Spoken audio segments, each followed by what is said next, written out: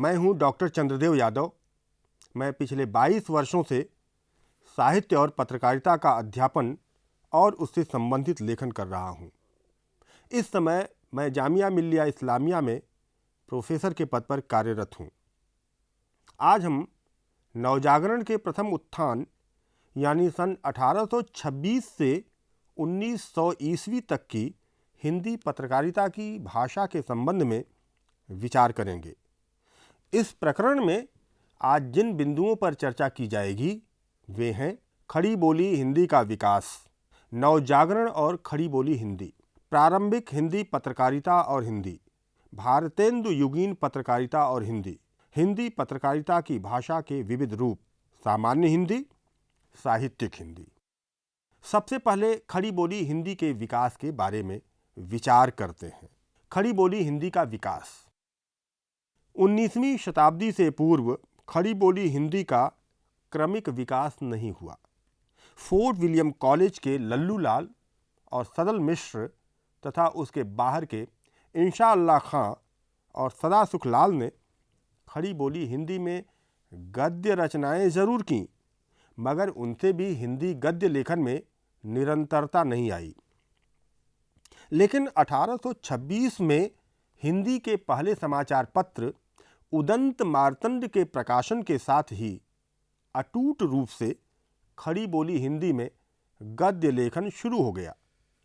1826 से 1857 तक यानी उदंत मार्तंड से लेकर पयामे आज़ादी तक हिंदी में अनेक पत्र प्रकाशित हुए, जैसे बंगदूत, बनारस अखबार, मार्तंड, ज्ञानदीप, मालवा अखबार, जगत दीपक भास्कर, सामदंड मार्तंड, सुधाकर, बुद्धि प्रकाश, मजहरुल सरूर, ग्वालियर गजट, समाचार सुधा वर्षण, सर्वहितकारक और प्रजाहितैषी।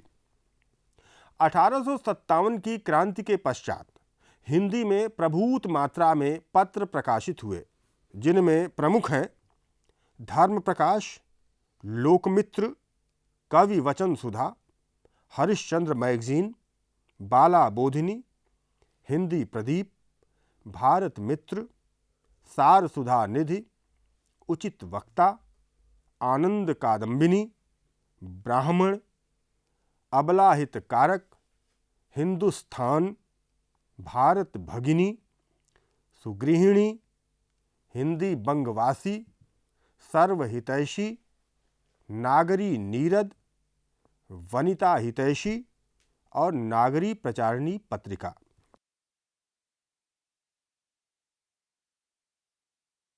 हिंदी और हिंदी क्षेत्र के बाहर के इन पत्रों ने खड़ी बोली हिंदी के स्वरूप निर्धारण में महती भूमिका का निर्वाह किया। 19वीं शताब्दी खड़ी बोली हिंदी के लिए द्वंद्व की शताब्दी रही है। कोई उसके गंवारू रूप को छोड़ने की बात कह रहा था, तो कोई उसे संस्कृत और अरबी फारसी से बचाने की कोशिश कर रहा था। इस क्रम में वह विभिन्न आंचलिक रंगों में रंगती गई। आरंभ में राजा शिव प्रसाद सितारे हिंद की हिंदी सहज थी, किंतु राजनीतिक कारणों से वे उर्दू की ओर झुक गए। इसीलिए उनके बनारस अखबार की भाषा उर्दू जैसी थी। दूसरी तरफ राजा लक्ष्मण सिंह संस्कृत निष्ठ हिंदी के पक्षधर थे।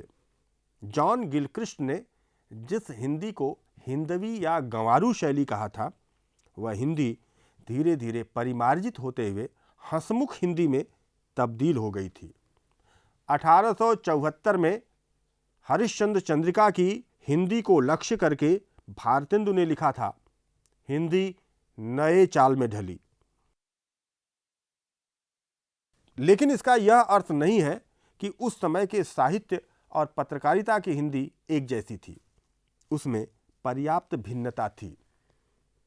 भारतेंदु ने उस हिंदी को अच्छी बताया था जिसमें संस्कृत के शब्द थोड़े हों और जो शुद्ध हिंदी हो। उन्होंने 1870 की कवि वचन सुधा में हिंदी भाषा शीर्षक संपादकीय में लिखा, हिंदी उस भाषा का नाम है जिसमें संस्कृत शब्द विशेष हैं, वह भाषा है जिसमें फारसी और अरबी शब्दों की अधिकता न हो। हम लोग भी इसी वर्ग के हैं और सदा अपने हिंदी की ही उन्नति चाहते हैं।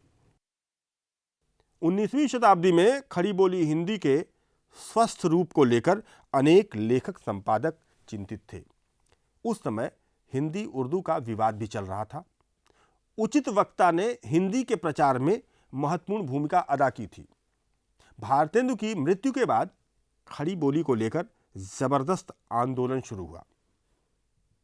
लेखक और पत्रकार तरह तरह की हिंदी लिखने लगे। उचित वक्ता के संपादक दुर्गा प्रसाद मिश्र ने 12 जनवरी 1895 की संपादकीय में लिखा, भाषा के मामले में आजकल के लेखक अवसरवादी हो गए हैं। ग्राहकों की खोज में वे भाषा को भी भटकाते रहते हैं। अधिकांश लेखन दास लोग घर से सतुआ बांधकर हिंदी लिखने का व्यापार करने को निकले हैं।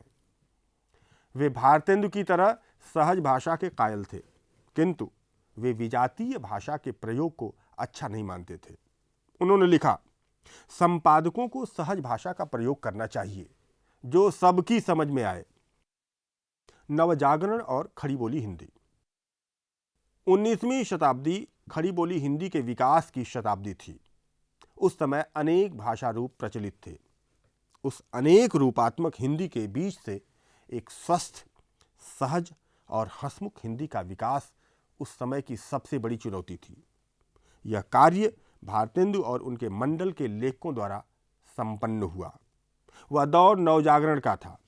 नवजागरण यानी मध्यकालीनता बोध से भिन्न आधुनिक और वैज्ञानिक विचारों से युक्त नई चेतना। भारत में ब्रिटिश हुकूमत लागू होने के साथ ही उसका विरोध शुरू हो गया था। 1857 की क्रांति के बाद सांस्कृतिक आंदोलन शुरू हो गए। चूंकि भाषा संस्कृति का महत्वपूर्ण अंग है, इसलिए नवजागरण के प्रथम उत्थान काल में भाषाई चेतना का स्फुरण स्वाभाविक था। दो संस्कृतियों की टकराहट में भारतीयों को भाषाई अस्मिता का बोध हुआ। इसीलिए भारतेंदु ने लिखा, निज भाषा उन्नति अहै, सब उन्नति को मूल, बिन निज भाषा ज्ञान के मिटत नहीं को शूल। यद्यपि बंगाल में 1757 ईस्वी में ही नवजागरण की शुरुआत हो गई थी, किंतु उत्तर भारत में 1857 की क्रांति के बाद आधुनिकता और नई चेतना का विकास हुआ। इस नई चेतना का वाहक बना खड़ी बोली गद्य। इसीलिए भारतेंदु युग को गद्य युग कहा जाता है। भारतेंदु युगीन हिंदी में आंचलिक रंग मौजूद थे। यह भाषा शुरू से ही जनोन्मुख रही है। इस भाषा के बारे में वीर भारत तलवार ने लिखा है, भारतेंदु युग की भाषा हमारी जड़ों की भाषा थी। इस भाषा में हमारी उस खोई हुई अस्मिता के निशान हैं जिसे हमने नवजागरण काल में उपलब्ध करने का प्रयास किया था। भाषा को अपनी अस्मिता से जोड़ने का काम तत्कालीन साहित्यकारों और पत्रकारों ने किया। हिंदी के संबंध में सार सुधा निधि का दृष्टिकोण बहुत साफ था। उसमें प्रकाशित हिंदी भाषा शीर्षक लेख में बताया गया है कि भारत की सभ्यता और सामाजिक आर्थिक उन्नति तभी संभव है जब देश की एक सामान्य भाषा की उन्नति होगी। निस्संदेह यह भाषा अपूर्व सुंदरी हिंदी ही है। उस समय के लेखकों और पत्रकारों की भाषा के द्वारा जातीय चेतना मूर्त हो उठी है। वस्तुतः नवजागरण कालीन खड़ी बोली हिंदी सामाजिक, सांस्कृतिक और राजनैतिक समस्याओं को स्वर देने में सफल रही। प्रारंभिक हिंदी पत्रकारिता और हिंदी। हिंदी पत्रकारिता की जन्मभूमि कलकत्ता है। उदंत मार्तंड ही नहीं बल्कि बंगदूत, प्रजामित्र, मार्तंड, जगत दीपक भास्कर, साम्यदंड मार्तंड और समाचार सुधा वर्षण भी कलकत्ते से ही प्रकाशित हुए। युगल किशोर ने पत्र प्रकाशन का उद्देश्य भारतीयों का कल्याण बताया था। उदंत मार्तंड के पहले अंक में इस कागज के प्रकाशक की इश्तिहार शीर्षक विज्ञप्ति में लिखा है, यह उदंत मार्तंड अब पहले पहल हिंदुस्तानियों के हित के हेत जो आज तक किसी ने नहीं चलाया, पर अंग्रेजी, वो पारसी, वो बंगले में जो समाचार का कागज छपता है, उसका सुख उन बोलियों के जानने और पढ़ने वालों को ही होता है। और सब लोग पराये सुख सुखी होते हैं, जैसे पराये धन धनी होना, वो अपनी रहते पराई आंख देखना। यह इश्तिहार 24-25 पंक्तियों का है। इसके अंत के विराम चिन्ह को छोड़कर बीच में किसी व्याकरणिक चिन्ह का प्रयोग नहीं किया गया है। स्पष्ट है कि युगल किशोर के सामने खड़ी बोली का कोई ठोस और स्वस्थ रूप नहीं था। यह भाषा फोर्ट विलियम कॉलेज की हिंदी से भिन्न है। यह मुहावरेदार है, उस पर पूर्वी हिंदी और उर्दू का प्रभाव है। यह कहीं कहीं संस्कृत निष्ठ है। इसमें सामान्य हिंदी का भी प्रयोग हुआ है। एक उदाहरण देखिए। एक यशी वकील वकालत का काम करते करते बुढ़ा होकर अपने दामाद को वह काम सौंप के आप सूचित हुआ। दामाद कई दिन वह काम करके एक दिन आया, वो प्रसन्न होकर बोला, हे महाराज, आपने जो फलाने का पुराना वो संगीन मुकद्दमा हमें सौंपा था, सो आज फैसला हुआ। यह सुनकर वकील पछता करके बोला कि तुमने सत्यानाश किया। उदंत मार्तंड की सहज और मधुर भाषा भारतेंदु युगीन हिंदी में भी दिखाई देती है। युगल किशोर ने भाषा की रवानी पर विशेष ध्यान दिया है। बंगदूत और हिंदी के प्रथम दैनिक समाचार सुधा वर्षण की हिंदी पर बांग्ला का प्रभाव दिखाई देता है। समाचार सुधा वर्षण की विज्ञप्ति का यह अंश देखिए। इस समाचार सुधा वर्षण पत्रिका रविवार को छोड़कर हर रोज प्रकाश होती है। इस पत्रिका लेने वाले लोग एक बरिस की सही पहले लिख देंगे तो पत्रिका मिलेगी। इसका दाम 1 रुपया। इसकी भाषा पुराने ढंग की है। यह देसी ढंग की प्रारंभिक खड़ी बोली लगती है। शिव प्रसाद सितारे हिंद बनारस अखबार में उर्दू नुमा हिंदी का प्रयोग कर रहे थे। देखिए, यहाँ जो नया पाठशाला कई साल से जनाब कप्तान किट साहेब बहादुर के इहतिमाम और धर्मात्माओं के मदद से बनता है, उसका हाल कई दफ़ा जाहिर हो चुका है। देखकर लोग उस पाठशाला के किते के मकानों की खूबियाँ अक्सर बयान करते हैं और उनके बनने के खर्च की तजवीज़ करते हैं कि जमा से ज़्यादा लगा होगा और हर तरह से लायक तारीफ के है। सो यह सब दानाई साहब ममदूह की है। बनारस अखबार की भाषा के बारे में आचार्य रामचंद्र शुक्ल ने लिखा है, भाषा इसकी यद्यपि गहरी उर्दू होती थी, पर हिंदी की कुछ सूरत पैदा करने के लिए बीच में धर्मात्मा, परमेश्वर, दया ऐसे कुछ शब्द भी रख दिए जाते थे। इस भाषा को लोग हिंदी कैसे समझ सकते थे? भारतेंदु युगीन पत्रकारिता और हिंदी। हिंदी में आधुनिक युग की शुरुआत 1857 के बाद हुई। इसी समय से हिंदी पत्रकारिता का नया दौर भी शुरू हुआ। इस दौर की पत्रकारिता जितना विषय की दृष्टि से महत्वपूर्ण है, उतना ही भाषा की दृष्टि से भी। हिंदी के प्रारंभिक पत्रों ने खड़ी बोली हिंदी को अपने अपने सांचे में ढालने की कोशिश की थी, लेकिन वे उसे न तो पूरी तरह व्याकरण सम्मत बना सके और न ही मधुर और रंजक। भारतेंदु पूर्व कई लेखक पत्रकार हिंदी के प्रति अतिवादी रुख अपनाए हुए थे। भारतेंदु ने सभी अतिवादों से बचते हुए खड़ी बोली हिंदी को हंसमुख रूप दिया। 19वीं शताब्दी में हिंदी उर्दू के विवाद के कारण हिंदी का हरिश्चंद्री रूप सामने आया, जिसका अनुसरण भारतेंदु मंडल के लेखक पत्रकार ही नहीं, उचित वक्ता के संपादक पत्रकार भी कर रहे थे। भाषाई चेतना के विकास के कारण ही उस समय हिंदी भाषा की एक रूपता की बात की जाने लगी थी। सार सुधानिधि के संपादक ने 5 जनवरी 1880 के संपादकीय में लिखा, जैसी अवस्था हिंदी भाषा की है, इस पर ऐसी आशा नहीं होती है कि लोग शौक से हिंदी भाषा के अनुरागी होकर हिंदी पत्रों की सहायता की दृष्टि से लिया करें और यथासंभव दान दिया करें कि जिसमें पत्र संपादकों को केवल देशोपकार की चिंता के दूसरी चिंता न हो। उचित वक्ता में प्रकाशित पंजाब में हिंदी शीर्षक संपादकीय का एक अंश देखें। पंजाब में साधारण शिक्षा कौन सी भाषा में प्रचलित होनी चाहिए, आजकल इस विषय का आंदोलन हो रहा है। समस्त हिंदी पत्र तथा अन्यान्य पत्रों का यही मत है कि हिंदी भाषा ही प्रचलित होनी चाहिए। इस विषय का आजकल बंग देश में भी आंदोलन हो रहा है। यहाँ के बंगला पत्रों का भी यही मत है कि हिंदी भाषा ही प्रचलित होनी चाहिए। 1 जुलाई 1881। वर्तनी की कुछ अशुद्धियों को छोड़कर उपर्युक्त उद्धरणों की भाषा साफ सुथरी है। इससे साफ पता चलता है कि 19वीं शताब्दी के उत्तरार्ध में हिंदी पत्रों की भाषा व्यवस्थित हो चली थी। एक उदाहरण बाला बोधिनी का देखिए।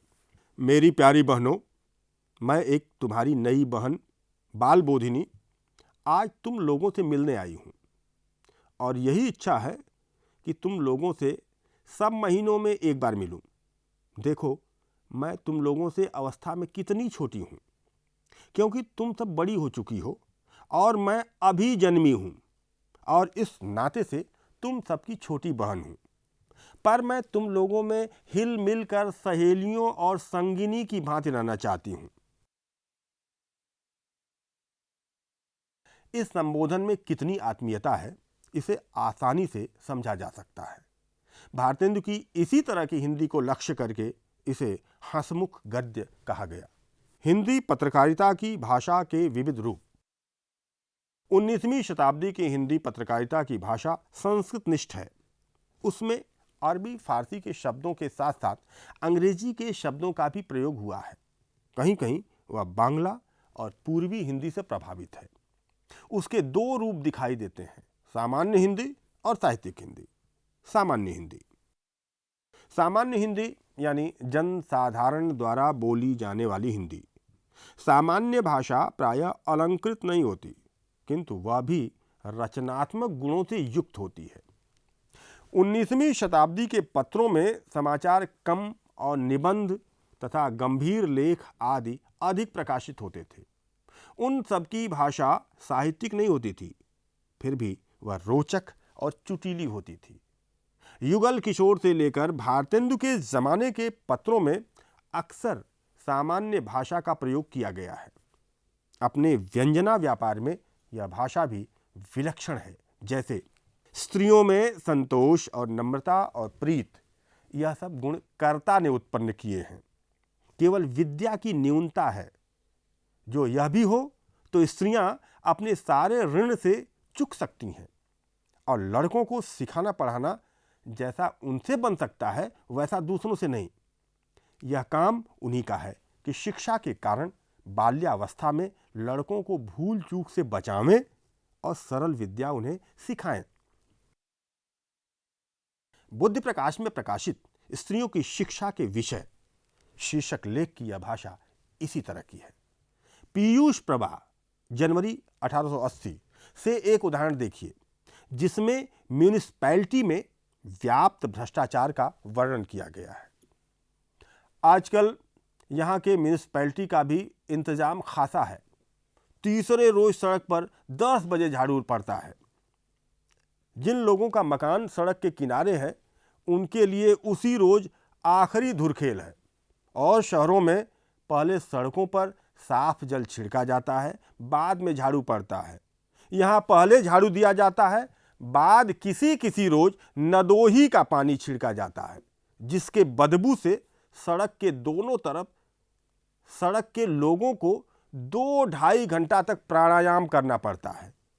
इससे फायदा यह है कि और शहरों में कॉलरा की बीमारी प्रायः जेठ आषाढ़ में हुआ करती है, यहाँ अग्रहण पूस में भी प्रायः जारी रहती है। इस भाषा में रचनात्मक भाषा के सभी गुण विद्यमान हैं। इसमें प्रयुक्त नदोही, धुरखेल और पूस शब्द तद्भव और देशज हैं, जबकि अग्रहण यानी अग्रहायण यानी अगहन संस्कृत का शब्द है जो अशुद्ध रूप में इस्तेमाल किया गया है। इसमें सर्वनाम और व्याकरणिक चिन्हों का उपयुक्त प्रयोग नहीं किया गया है। उस समय के हिंदी पत्रों की भाषा में इस तरह की कमजोरियों का होना स्वाभाविक है, क्योंकि उस दौर में खड़ी बोली का संस्कार परिष्कार किया जा रहा था। उसमें शब्दों की वर्तनी में भी अनेक रूपता है। भारत में लॉर्ड लिटन का काल अच्छा नहीं माना जाता। यहाँ लिटन का बहुत विरोध हुआ।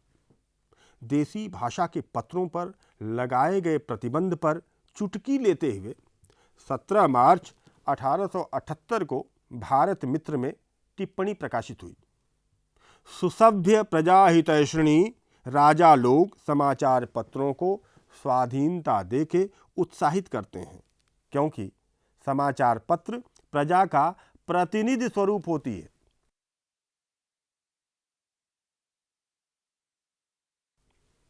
संस्कृत निष्ठता के बावजूद इस उद्धरण की भाषा सहज है।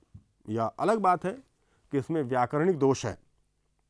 इस प्रेस एक्ट को लेकर हिंदी प्रदीप में भी एक आलोचनात्मक लेख प्रकाशित हुआ। लिखा गया था, इस एक्ट को देखने से मालूम होता है कि एक बिल गवर्नर जनरल की काउंसिल से और भी पास हुआ है। इस हेतु कि जो अखबार देसी भाषाओं में छपते हैं वे सरकार के विरुद्ध होते हैं और इस अखबार के पढ़ने वाले बहुधा गंवार होते हैं, जिसका परिणाम यह होता है कि उनकी तबीयत बहक जाती है और ब्रिटिश गवर्नमेंट के लॉयल सब्जेक्ट होने के एवज वे एक प्रकार के सरकार के विरोधी हो जाते हैं। व्याकरणिक शिथिलता के अलावा इस भाषा में और कोई कमी नहीं है। व्यंग्य का पुट होने के कारण इसकी व्यंजकता बढ़ गई है। लिटन के दौर में टैक्स, अकाल और महामारी के कारण भारतीयों का बुरा हाल था। 1880 की सार सुधार निधि में टिप्पणी की गई, टैक्स पर टैक्स, अकाल पर अकाल और मरी पर मरी यही देखी जाती है। नित्य नए नए आईनों से बेधा जाता है और नित्य नई नई स्पीचों से नोन छिड़का जाता है। इसमें संस्कृत के अकाल और नित्य शब्दों के साथ फारसी के आईन और अंग्रेजी के टैक्स और स्पीच शब्दों का प्रयोग हुआ है। मरी और नोन तद्भव शब्द हैं। मरी संस्कृत मारी से और नोन फारसी नमक से बना है।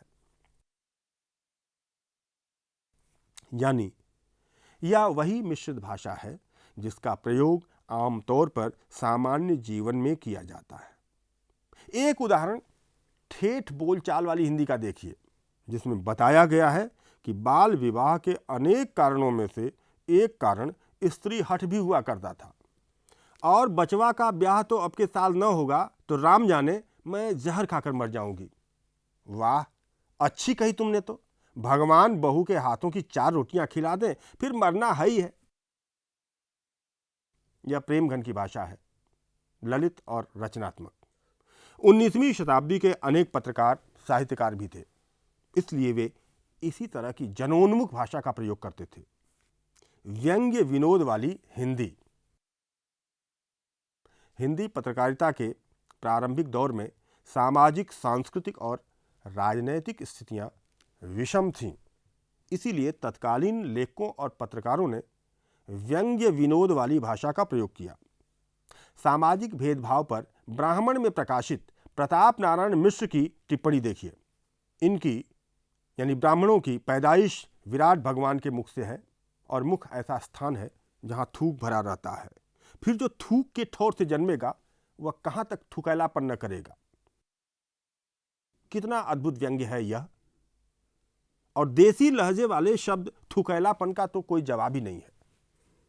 सितंबर 1876 के हिंदी प्रदीप में प्रकाशित वर्ण वैषम्य पर बालकृष्ण भट्ट की यह टिप्पणी भी कम व्यंग्यात्मक नहीं है। एक पंडित जी वर्ण विवेक पर कुछ वक्तृता कर रहे थे। इतने में एक मस्करा बोल उठा, पंडित जी, कुत्ते की क्या जाति होती है, हिंदू या मुसलमान? पंडित जी ने जवाब दिया, कुत्ता तो हिंदू मालूम होता है, क्योंकि यदि मुसलमान होता तो दूसरे कुत्ते को अपने साथ खिलाने में न भूखता। तत्कालीन पत्रकारों की भाषा व्यंग्यात्मक होने के कारण बहुत चुटीली है। विसंगति बोध कराने के लिए व्यंग्य बहुत कारगर है। हरिश्चंद्र मैगजीन में अंग्रेजी में भी निबंध आदि छपते थे। उसके 7वें अंक में नव शिक्षित बाबुओं की अंग्रेजियत की खिल्ली उड़ाई गई है। देखिए, व्हेन आई गो सर मुलाकात को दी चपरासीज trouble me much, how can I give daily इनाम, ईश्वर they ask me I say such, some time they give me गर्दनिया एंड टेल बाहर निकलो तुम, देना न लेना मुफ्त के आए यहां हैं बड़े दरबारी की दुम। पाठकों के मनोरंजन के साथ साथ वस्तु स्थिति की जानकारी देने के लिए उस समय के पत्रों में व्यंग्यात्मक शैली में प्रश्नोत्तरी भी छपती थी। एक उदाहरण देखिए, स्वर्ग क्या है? विलायत। महापाप का फल क्या? हिंदुस्तान में जन्म लेना। महापापी कौन? देश भाषा के अखबारों का एडिटर। करम का फुटा कौन? हिंदी। नाजनीन कौन? बीबी उर्दू। अवनति की चरम सीमा क्या? लड़कपन का ब्याह। हिंदी प्रदीप 1 सितंबर 1879। साहित्यिक हिंदी। नवजागरण के प्रथम उत्थान के समय हिंदी पत्रकारिता का तेजी से विकास हो रहा था। उस समय पत्रकारिता का कोई ठोस मॉडल नहीं था, इसलिए वह बहुत कुछ साहित्यिक किस्म की थी। यही कारण है कि उस दौर की पत्रकारिता की भाषा भी प्रायः साहित्यिक है। साहित्य की भाषा सामान्य भाषा से भिन्न होती है। उदाहरण के लिए बिहार बंधु के 1894 के मई अंक में प्रकाशित रेलवे कर्मचारियों का महाअन्याय शीर्षक लेख का यह अंश देखें, जिसमें काव्यात्मक भाषा का प्रयोग किया गया है। घटना यह थी कि एक स्टेशन मास्टर ने एक सुंदर ग्रामीण युवती के रूप पर रीझकर पहले तो उसे टिकट नहीं दिया, और फिर जब उसने उसकी वासना पूरी नहीं की तो उसके 1.5 वर्षीय बेटे के टुकड़े टुकड़े करके मार डाला। युवती अपने हृदय को पाषाण बनाकर यह सब कौतुक देखने लगी। उस समय उस बालक की करुणा भरी रुलाई को सुनकर पत्थर का हिया भी दाड़िम सा दरकता था, मृग पक्षी का कलेजा भी फटा जाता था। पर वह युवती साहसपूर्वक कहने लगी, धन्य पुत्र धन्य, आज तेरे रक्त में तर्पण कर तेरे माता की सतीत्व रक्षा हुई। प्रायः उस समय के सभी पत्रों में इस तरह की अलंकृत और रंजक भाषा का प्रयोग किया जाता था। 19वीं शताब्दी के हिंदी पत्रों में निबंध, संपादकीय, यात्रा वृत्तांत और हास परिहास वाली सामग्री प्रकाशित होती थी। उनमें देशभक्ति और सामाजिक सांस्कृतिक चेतना जागृत करने वाले लेखादि भी छपते थे। उन सब पर साहित्यिक भाषा का रंग चढ़ा होता था। इसका प्रमुख कारण यह है कि उस समय के ज़्यादातर पत्रकार साहित्यकार थे। सारांश: नवजागरण काल के प्रथम उत्थान की हिंदी पत्रकारिता की भाषा 19वीं शताब्दी में परिष्कृत खड़ी बोली का वह रूप है जिसके स्वरूप का निर्धारण युगल किशोर से लेकर भारतेंदु और भारतेंदु मंडल के लेखकों पत्रकारों ने किया। यह भाषा अनेक रूपात्मक है, यह संस्कृत निष्ठ भी है और इस पर अरबी, फारसी, अंग्रेजी और बांग्ला का भी प्रभाव है। इस पर स्थानीय बोलियों का भी रंग चढ़ा हुआ है। यह भाषा सामान्य भी है और साहित्यिक भी। यह मुहावरेदार होने के कारण रोचक और चुटीली है। यह भाषा जनोन्मुखी है। आज हमने जिन बिंदुओं पर विचार किया वे हैं खड़ी बोली हिंदी का विकास, नवजागरण और खड़ी बोली हिंदी, प्रारंभिक हिंदी पत्रकारिता और हिंदी, भारतेंदु युगीन हिंदी पत्रकारिता और हिंदी, हिंदी पत्रकारिता की भाषा के विविध रूप, सामान्य हिंदी और साहित्यिक हिंदी। अब हम अपनी चर्चा को यहीं समाप्त करते हैं। आपके प्रश्न और सुझाव हमेशा आमंत्रित हैं। नमस्कार।